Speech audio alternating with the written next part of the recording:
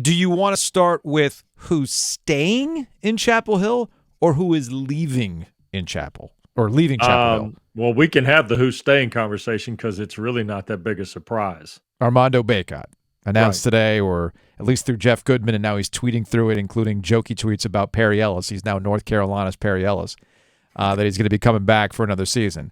Yeah, I'm not surprised either. The real question around Armando Bacot is who's going to be around him. And it's not just the young guys who didn't get playing time. I'm talking about R.J. Davis and Caleb Love. That's going to be the curious part. I think you're right, and I think that's the part about Carolina as a whole that will be the, if we can say it, the core of whatever Hubert Davis's third team looks like. In addition to, look, Dontrez Styles is in the portal. Doesn't mean he's staying in the portal. Mm-hmm. Does he come back?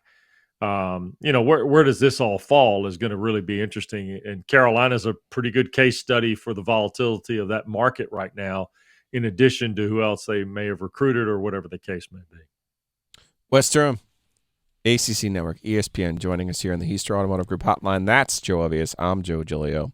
What do you think of the job that Hubert Davis has done through 2 seasons following a legend? I think he's done as good a job as you could have hoped for, given the transitional nature of it. In that it was done, late spring of 21, right? April 1st, yeah. April 1st. So he was done spring of April 1st of 21. He obviously built a very Carolina-centric staff. They have done, by as much as I follow recruiting, I think they've done a nice job in recruiting. I think the frustration is probably that you have seen players come and go in each of the last couple of years. And what all does that mean? The transfer portal for Brady Manick, the transfer portal for Pete Nance. Is there this, aircraft carrier or battleship that comes via the portal every year for his teams?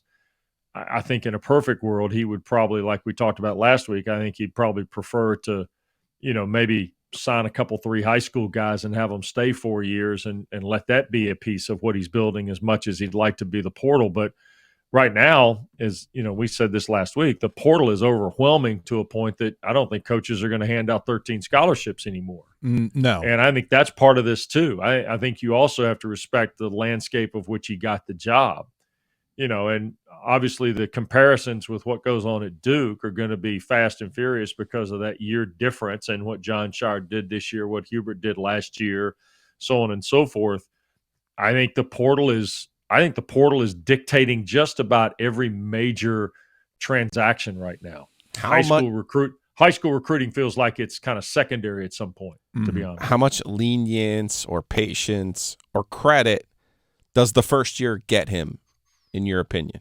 I think it gets him a lot. I think it gets him to a point where, let's say it doesn't go great next year, there'll be some people fired up about it. But at the same time, I think this is something that a lot of people wanted to happen, and it did happen. And, the systems check is going to happen. There's going to be guys and things that have to change if it doesn't go well. But, do we really know what next year's going to be like right now? We used to have that feel, Joe. I'm not sure we know what next year's like right now. Now, I can envision a scenario where if it doesn't go well, then we're having a much more serious conversation about Hubert Davis and that job, because the expectations at UNC are a little bit different than they are at other places. And that's fair. Right. As much as the transfer portal is discussed, you see how there can be quick turnarounds based on the talent that you bring in. And if you're North Carolina, you have certain advantages because you're North freaking Carolina, right? That you should have access and the money, if they want to play that game,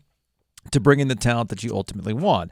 Joe's ultimately fixated on the idea that you got to a championship game, and that buys you exponential amounts of time. But how does that not buy you more than one bad year? Because I think it does. Don't get me wrong. No, but here's where this is what I'm getting at. Okay. And this is the thing that I was screaming at all throughout this year. Yes, they got to the championship. Awesome. They buried Coach K. Awesome. I got that. Yeah. But what was the majority of that season? What was the majority? The majority of the season was probably pretty frustrating, much like this season was. Right. So at some point, and ultimately this upcoming year is going to be the true test of it because it's looking like you're going to have more of the same group back. See, I'm of the opinion that it's the group. It's the group. It's not the coach. And at some point, Hubert Davis is going to have to be able to get his guys and make the program what he wants it to be. Sure. And that's why I was really fascinated by what this roster turnover was going to look like. If you're telling me that it was not going to be as many of his guys or as much holdover. I mean, if Puff Johnson's in the portal and hypothetically either Love or Davis goes in the portal, I mean, that's pure speculation on my part. If Davis goes, I think it's a bigger problem. If Love goes, then we can have a conversation about what next year is going to look like, and there can actually be some positive. Between the three of us, not one of us thinks that Caleb Love is going to play basketball for North Carolina next year, right? No. I do not. Okay, and all three of us do think R.J. Davis is going to play for them next year. I do, yes. Okay. So what I think Hubert needs to do, and I think he will do, you have Armando Bacot and R.J. Davis coming back. You are the University of North Carolina.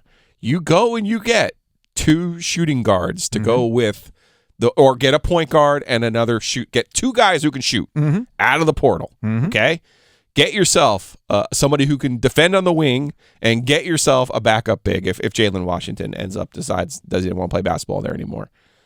Well, these are not. This is not a hard ask. It's not. No. And maybe that's why I'm saying maybe just calm down a little bit if you're Carolina. That's why it shouldn't be an issue. That's what I'm ultimately. I don't think it's going to be an issue because what you're laying out is that's what they should do. Yeah, but we like. But to what's his point? Though. We don't know. We don't know. And the other thing is, we had that rush a week ago Monday where guys were falling into the portal like .com stocks early, right?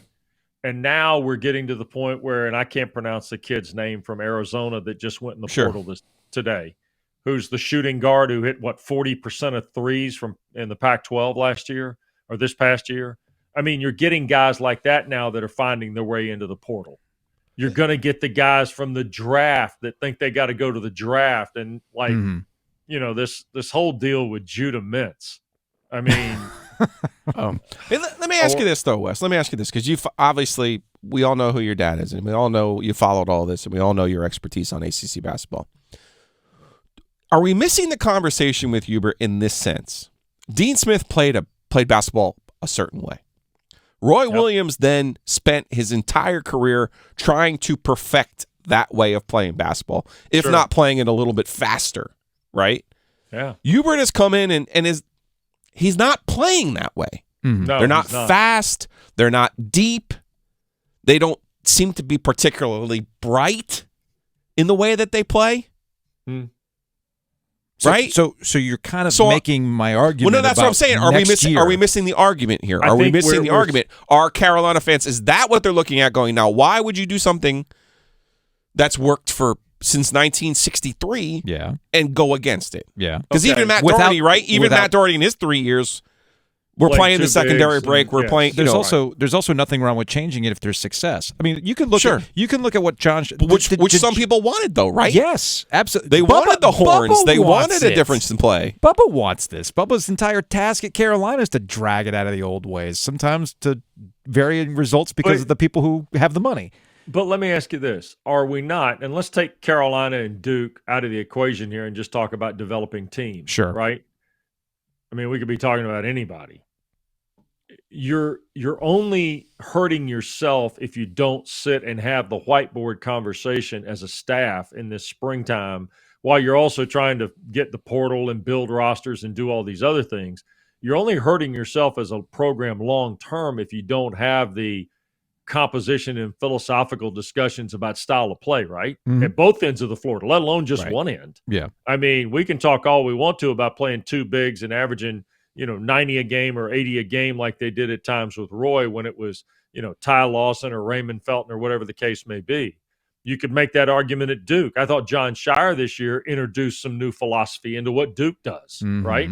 Agree. Some of it was similar, tightened up the bench late in the year, just like K used to, all those things. But I would say this, I think the picture that we're focusing on right now has to do with the volatility of the roster, when at times I think you have to be careful that it's not a bigger picture of style, of philosophy, of structure of your offense, composition of defense, whatever the case may be, you don't want to get lost in the minutia of, well, damn, if we don't get this cat from the portal, we're not going to have our, quote, leaky black next year. Sure. That kind of I guess the larger question is, how do you evolve and how do you avoid becoming Nebraska football? Right? That's exactly. And because that's a Nebraska, fair question to ask, Joe. Nebraska really fair was successful forever a certain way, and then they went the other way. Remember, they brought in Bill Callahan. It was like, oh, we're going to do – and it's like, wait a second. And this is – you've been successful this is my for fault. so long. This is my fault as a supposedly trained radio professional of failing to make my point in that – it's not just about the transfers, okay? No. It's not. It's if you look at it from just a specific context of, well, these guys transferred, and it was like, well, look at their minutes, X, Y, Z. It's easy to understand. No. At Carolina, there's a bigger context taking place.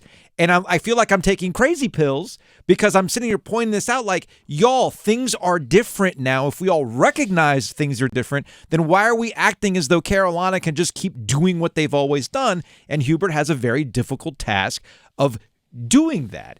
Can he do it? Can he do it? Well, that remains to be seen. And that's why I think this is probably the most important offseason in Carolina basketball modern history. Straight up. But don't we agree, too, that it's a two-track conversation? One about offense and defensive style. Yeah, it's all part of it. Roster. It's all part of it. Okay. If Hubert Davis is going to get guys that want to play what he wants to do and is successful with it, then the light bulb will go on. That's what I was saying about John Shire. People will accept what John Shire's doing at Duke because guess what? It worked in season 1. Last year, again, I think Armando Bacot said it best. This year was talking about last year. And that was the biggest problem for them all year long. They couldn't get over last year. And that's why I keep yelling at you about the Final Four. Move on. It still has to count for something, though, in terms of the people who are ready to fire him if there's a bad year next year. Your accomplishments still have to count for something. Yeah. Well, I mean, this is the same school that was getting ready to get rid of Bill Guthridge after 2 Final Fours. So it is what it is.